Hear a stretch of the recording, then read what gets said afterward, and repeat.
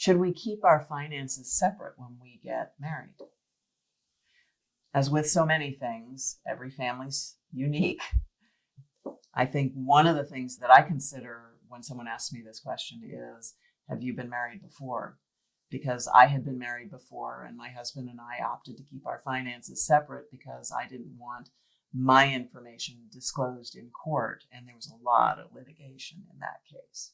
So that's something to think about. While your spouse's fiscal information is not particularly relevant in a divorce, and if for some reason it was, I suppose the other side could ask for it anyway, having your finances combined sort of automatically opens that page and makes it visible to the other side.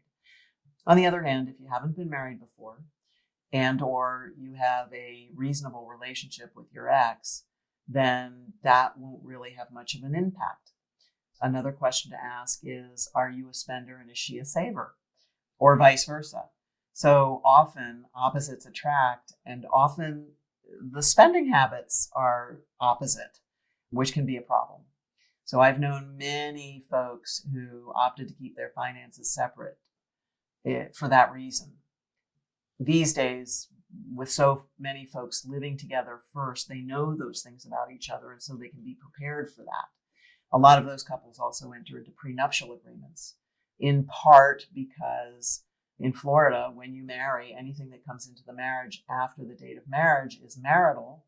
And so if you know that one of you spends too much money and the other of you wants to protect yourself from that bad habit, allegedly bad habit, then you can build some kind of protection into a prenuptial agreement and protect yourself that way, as well as by keeping your finances separate.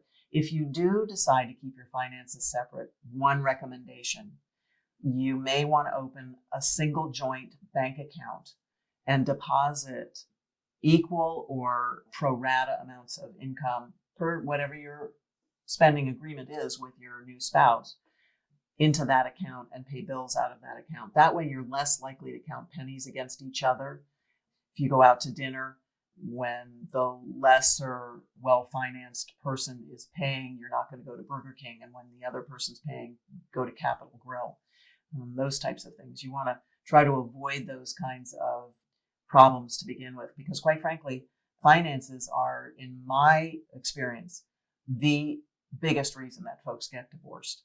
And so addressing those issues early in your marriage and avoiding the problems to begin with is a really great way to handle